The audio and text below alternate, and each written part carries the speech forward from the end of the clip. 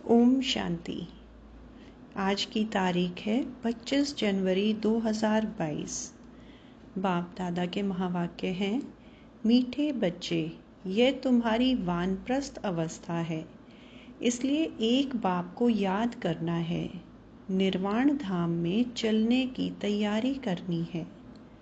प्रश्न, बाप के पास किस बात का भेद नहीं है? उत्तर, गरीब व साहूकार का। हर एक को पुरुषार्थ से अपना ऊंच पद पाने का अधिकार है। आगे चल सबको अपने पद का साक्षात्कार होगा। बाबा कहते हैं, मैं हूँ गरीब निवास, इसलिए अभी गरीब बच्चों की सब आशाएं पूरी होती हैं। यह अंतिम समय है, किसकी दबी रहेगी धूल में। जो बाप को इंश्योर करते हैं उनका सफल होता है। गीत है, आखिर वह दिन आया आज। ओम शांति। इसका अर्थ तो बिल्कुल सिंपल है। हर एक बात सेकंड में समझने की है। सेकंड में बाप से वर्षा लेना है। बच्चे जानते हैं कि बेहद का बाप आ गया है, परंतु ये निश्चय भी कोई कोई को स्थायी बैठता नहीं है। जैसे लौकिक संबंध में माँ को बच्चा पैदा होता है तो झट समझ जाता है कि यह जन्म दे और पालना करने वाली है, तो यहाँ भी झट समझना चाहिए ना। अब तुम बच्चे जानते हो, भक्ति के बाद ही भगवान आते हैं। अब भक्ति कितना समय चलती है, कब शुरू होती है, यह दुनिया में कोई नहीं जानते सिवाय तुम बच्चों के। तुम बता सकते हो भक्ति कब से शुरू हुई। मनुष्य तो कहेंगे परंपरा से चली आती है। ज्ञान और भक्ति दो चीज़ें ज़रूर हैं। कहते हैं यह अनादि चलती आती है, परंतु अनादि का भी अर्थ नहीं समझते। ये ड्रामा का चक्र अनादि काल से फिरता रहता है, उनका आदि अंत नहीं है। मनुष्य तो गपोड़े लगाते रहते हैं, कभी कहते इतने वर्ष हुए, कभी कहते इतने वर्ष। बाप आकर सब सिद्ध कर बताते हैं। शास्त्र आदि पढ़ने से कोई बाप की प्राप्ति तो नहीं होगी।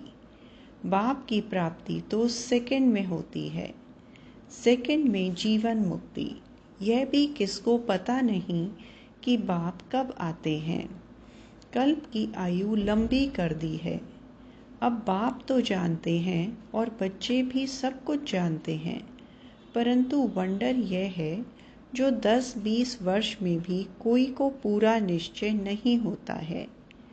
निश्चय होने के बाद फिर तो कभी कह ना सकें कि यह हमारा बाप नहीं है भी बहुत सहज। तुमको तो बच्चा बनने में भी बहुत टाइम लगा है। 10-20 वर्ष में भी पूरा निश्चय नहीं हुआ है।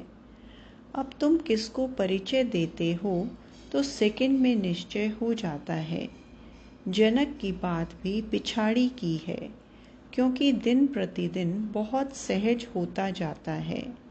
ऐसी अच्छी अच्छी पॉइंट्स निकलती हैं जो झट किसको निश्चय हो जाए। बाप कहते हैं, बच्चे अशरीरी भव। यह जो अनेक देह के धर्म हैं उनको छोड़ो। असल तो एक धर्म था ना, एक से ही वृद्धि होगी ना। यह है ही वैरायटी मनुष्य सृष्टि झाड़। मनुष्यों की बात है। वैरायटी धर्मों के झाड़ को भी जानना पड़े। धर्मों की कॉन्फ्रेंस होती है, परंतु उन्हों को पता ही नहीं कि पहले पहले पूज्य धर्म कौन सा है। बुद्धि में आना चाहिए। भारत प्राचीन धर्म वाला है तो ज़रूर प्राचीन धर्म परमपिता परमात्मा ने ही रचा होगा। भारत में गाया भी जाता है शिव जयंती। मंदिर भी हैं ढेरों के ढेर, तो सबसे बड़े से बड़ा मंदिर बाप का है, निर्वाण धाम, जहाँ हम आत्माएं भी बाप के साथ रहती हैं। मंदिर रहने का स्थान होता है ना, तो ये महतत्व कितना बड़ा मंदिर है।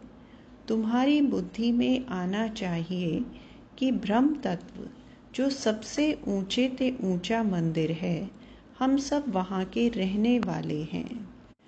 वहाँ सूर्य चांद नहीं होते, क्योंकि रात दिन नहीं होता। असल हमारा रूहानी मंदिर वह निर्वाण धाम है। वही शिवालय है जहाँ हम शिव बाबा के साथ रहते हैं।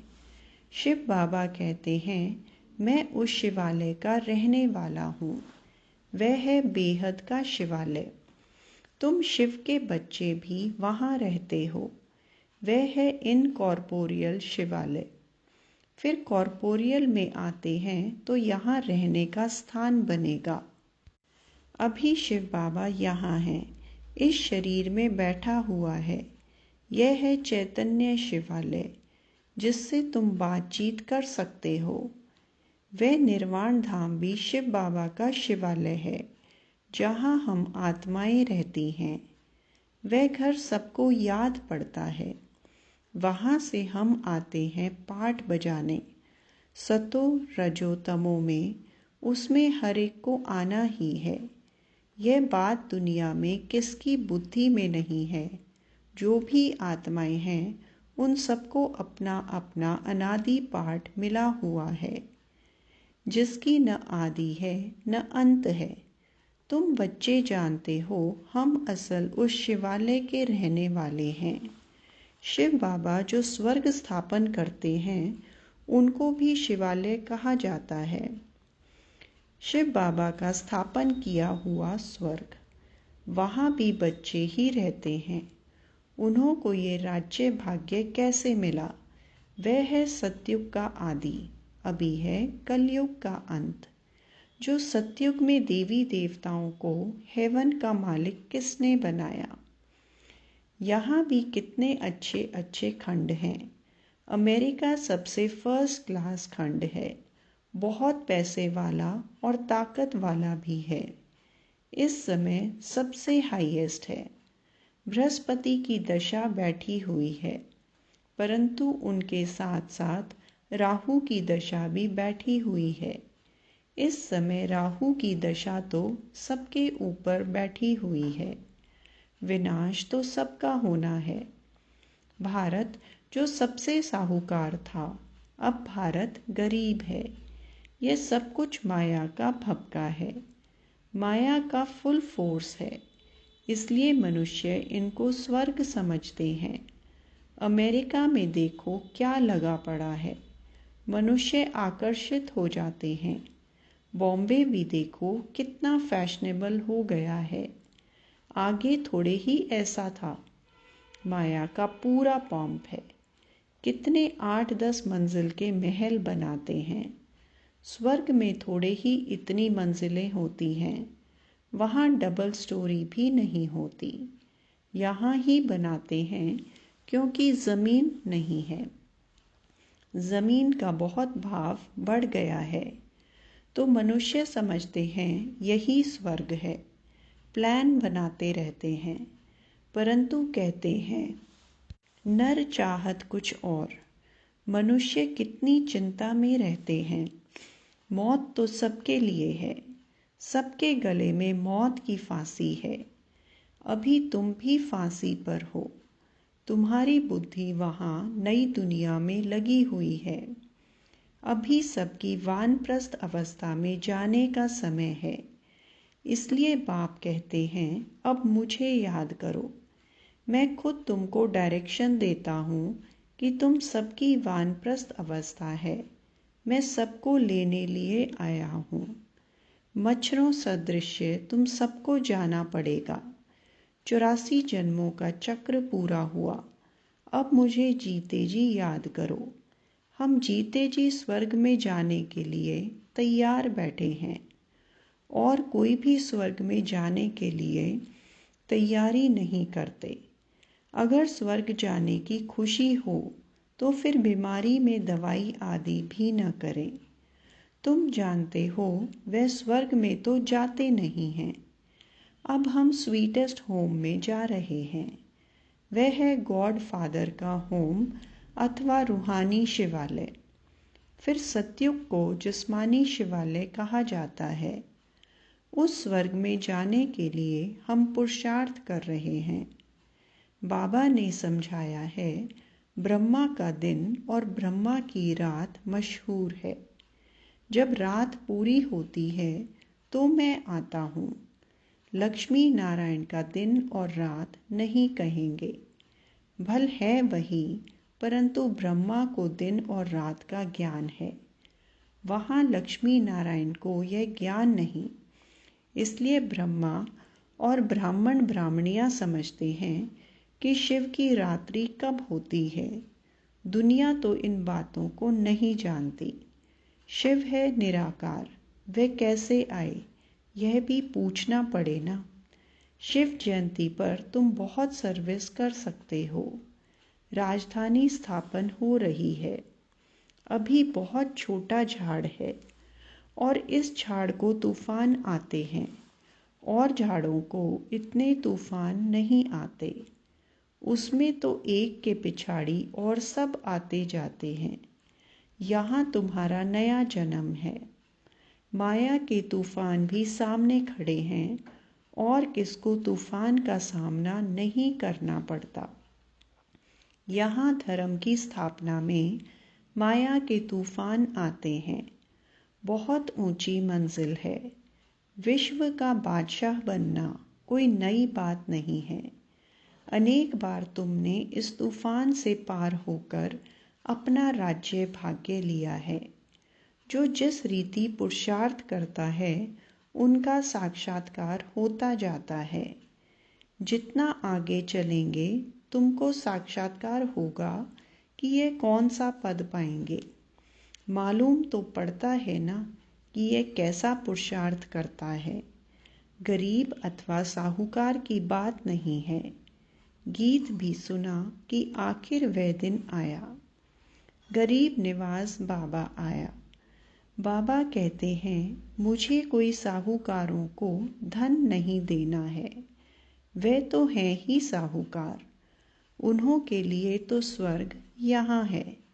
करोड़पति हैं। आगे करोड़पति कोई मुश्किल होता था। अभी तो करोड़ मनुष्यों के पास दीवारों में छिपे पड़े हैं, परंतु यह किसी के काम आने नहीं हैं। पेट कोई ज़्यादा नहीं खाता है। ठगी से पैसे इकट्ठे करने वालों को नींद नहीं आती होगी। पता नहीं कहाँ गवर्नमेंट छापा ना मारे। बाप कहते हैं, याद रखना यह अंतिम समय है। अब किसी की दबी रहेगी धूल में। सफल होगी साईं जो खर्चे नाम धनी के। धनी तो अब स्वर्ग का मालिक बनाते हैं। अब तुम बाप के पास अपने को इंश्योर करो। मौत तो सामने खड़ा है। सब आशाएं तुम्हारी अब पूरी होती हैं। बाप गरीबों को उठाते हैं। साहूकार का 1000, गरीब का 1 रुपया एक समान। अक्सर करके गरीब ही आते हैं। किसका 100 पधार, किसका 150। दुनिया में मनुष्यों के पास तो करोड़ हैं। उन्हों के लिए यह स्वर्ग है।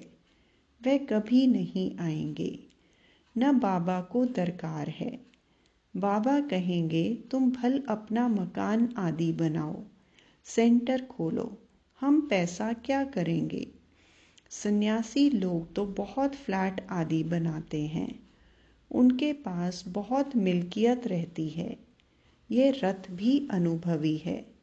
अब मैं आया हूँ गरीबों को साहूकार बनाने, तो अब हिम्मत करो। करोड़पति जो हैं उनके पैसे कोई काम में आने वाले नहीं हैं। यहाँ पैसे आदि की कोई बात नहीं। बाप सिर्फ कहते हैं मन मना भव। खर्चे की बात नहीं। यह मकान बनाया है, वह भी बड़ा सिंपल, सो भी अंत समय तुम्हारे ही रहने के लिए है। तुम्हारा यादगार यहाँ खड़ा है। अभी फिर चैतन्य में स्थापना कर रहे हो। फिर यह जड़ यादगार खलास हो जाएंगे। तुमको ये लिखना चाहिए कि आबू में आकर जिसने ये मंदिर नहीं देखा और इन्हों के ऑक्यूपेशन को नहीं जाना तो कुछ नहीं देखा। तुम कहेंगे हम वही चैतन्य में अब बैठे हैं, इन जड़ चित्रों का राज समझा सकते हैं। कहेंगे यह हम हैं, हमारा जड़ यादगार बना हुआ है। वंडरफुल मंदिर यह है, वंडर है ना। मम्मा बाबा और बच्चे यहाँ चैतन्य में बैठे हैं, वहाँ जड़ चित्र खड़े हैं। मुख्य है ये शिव, ब्रह्मा, जगत अम्बा और लक्ष्मी नारायण। कितना अच्छी रीति समझाते हैं, फिर भी बाप का बन और बाप को फारकती दे देते हैं। यह भी कोई नई बात नहीं। बाप का बन फिर भागंती हो जाते हैं। भागंतियों का भी हम चित्र रख सकते हैं। अगर पक्का निश्चय है तो अपना राजाई का चित्र बना लो तो स्मृति रहेगी। हम भविष्य में डबल सिरताज स्वर्ग के मालिक बनेंगे। अगर बाप को छोड़ दिया तो ताज गिर पड़ेगा। यह बड़ी वंडरफुल बात समझने की है। बाप को याद करो, उनसे ही वर्षा मिलता है, उसको ही सेकंड में जीवन मुक्ति कहा जाता है। भविष्य के लिए बाबा तुमको लायक बना रहे हैं। मनुष्य दान पुण्य करते हैं दूसरे जन्म के लिए, वह है अल्पकाल की प्राप्ति। तुम्हारी तो इस पढ़ाई से भविष्य 21 जन्मों के लिए प्रारब्ध बनती है। कोई इस माता पिता की आज्ञा पर पूरा चले तो एकदम तर जाएं। माता पिता भी खुश होंगे। अमल में नहीं लाते हो तो पद भी कम हो जाता है। शिव बाबा कहते हैं मैं निष्कामी हूँ, अभोक्ता हूँ, मैं ये टोली आदि कुछ भी नहीं खाता हूँ। विश्व की बादशाही भी तुम्हारे लिए है, यह खान पान भी तुम्हारे लिए है। मैं तो सर्वेंट हूँ, मेरे आने का टाइम भी मुकर्रर है। कल्प कल्प अपने बच्चों को राज्य भाग्य देकर मैं निर्वाण धाम में बैठ जाता हूँ। बाप कुशल कोई न भूले। बाप तो तुमको स्वर्ग की बादशाही देने आए हैं, तो भी तुम उनको भूल जाते हो। किसको बाप का परिचय देने का भी बहुत सहज तरीका बताया है। पूछो परम पिता परमात्मा से आपका क्या संबंध है, प्रजापिता ब्रह्मा से आपका क्या संबंध है। दोनों बाप हैं, वह निराकार यह साकार। बाप को सर्वव्यापी कहने से वर्षा कैसे मिलेगा। श्रीमत भगवान की मिलती है, श्रीमत से ही तुम श्रेष्ठ से श्रेष्ठ बनते हो। अच्छा, मीठे मीठे सिकिलदे बच्चों प्रति माता पिता बाप दादा का याद प्यार और गुड मॉर्निंग। रूहानी बाप की रूहानी बच्चों को नमस्ते। रूहानी बच्चों की रूहानी बाप दादा को याद प्यार, गुड मॉर्निंग और नमस्ते। धारणा के लिए मुख्य सार। पहला पॉइंट, माया के तूफानों को पार करते हुए बाप से पूरा पूरा वर्षा लेना है। माता पिता की आज्ञाओं को अमल में लाना है। दूसरा पॉइंट, पुरानी दुनिया को भूल नई दुनिया को याद करना है। मौत के पहले बाप के पास स्वयं को इंश्योर कर देना है। वरदान है, बालक सो मालिक की सीढ़ी चढ़ने और उतरने वाले बेफिक्र डबल लाइट भव। सदा यह स्मृति रहे कि मालिक के साथ बालक भी हैं और बालक के साथ मालिक भी हैं। बालक बनने से सदा बेफिक्र डबल लाइट रहेंगे और मालिक अनुभव करने से मालिकपन का रूहानी नशा रहेगा। राय देने के समय मालिक, और जब मेजॉरिटी फाइनल करते हैं तो उस समय बालक। यह बालक और मालिक बनने की भी एक सीढ़ी है। यह सीढ़ी कभी चढ़ो कभी उतरो, कभी बालक बन जाओ कभी मालिक बन जाओ, तो किसी भी प्रकार का बोझ नहीं रहेगा।